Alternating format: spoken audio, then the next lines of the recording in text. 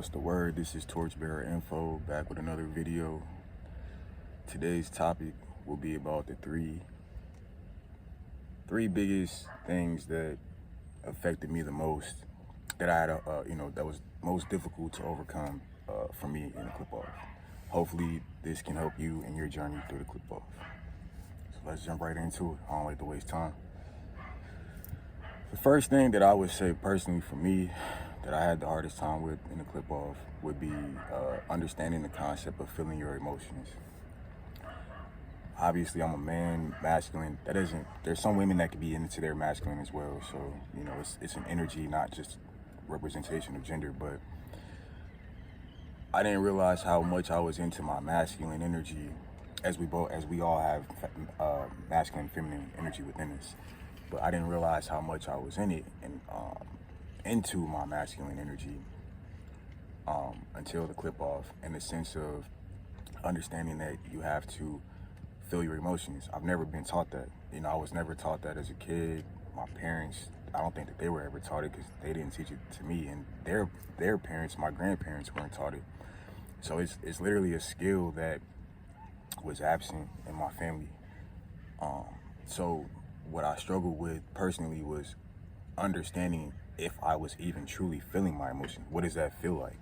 What does that look like? Like, how do you know if you're doing it correctly? The overthinking would kick in for me. And that's a pretty important part of the clip off.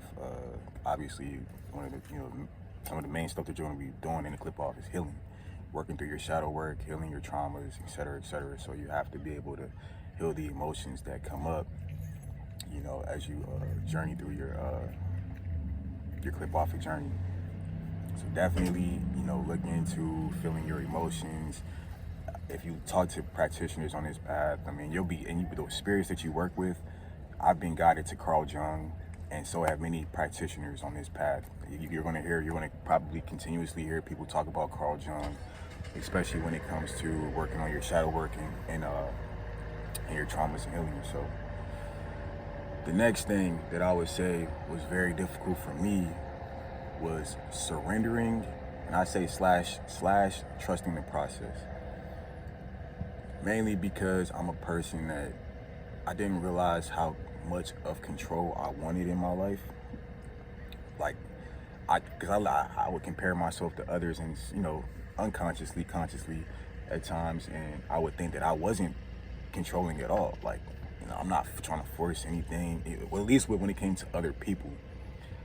But with myself, I noticed that, my perception, my intention when I first came on the path was to use the path to manifest the life that I want, right? That's what they say, become a god, all of that, right?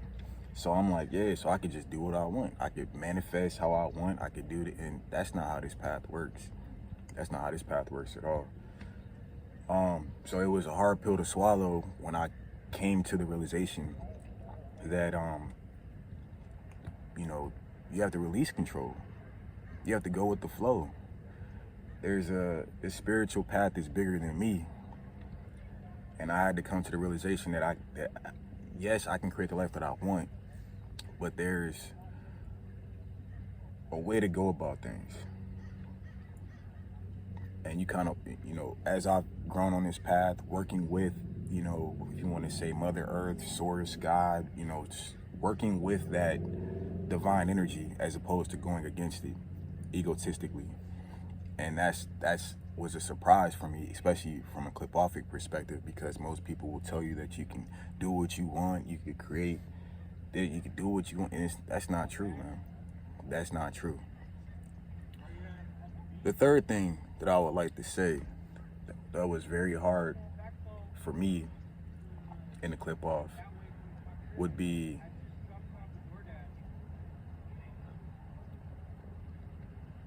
believing in, for me personally, believing in myself was one thing, because I've been through so much in the clip off, man. Like, and what's crazy is I've listened to other people talk about the clip off, and it just lets me know how different my experience in the clip off is. there's definitely different ways to enter the clip off. You have meditations, path workings. You know, I did a ritual. I did an actual ritual for my induction into clip off, and with respect to Lucifer and Lilith. Those were the spirits that I was closely connecting with when I wanted to get guided to the clip off. But anyway, I went in that way. I've talked to other practitioners who some people experience what I experienced in the clip off, and then there was others that didn't experience certain things. But there's a lot of similarities that there's similarities that if you go in a clip off, there's certain things that we all are going to experience. Yes, it'll be specific and different to each person because everybody has their own trauma. Everybody has their own stuff to heal. So there's not going to be, you know, an exact same way to go about the clip off. You know what I'm saying? It's up to you, as you'll see, because you are becoming empowered. And I just want to clarify, when I was saying the God earlier, you're gaining a sense of power and empowerment and power and becoming your own creator, right?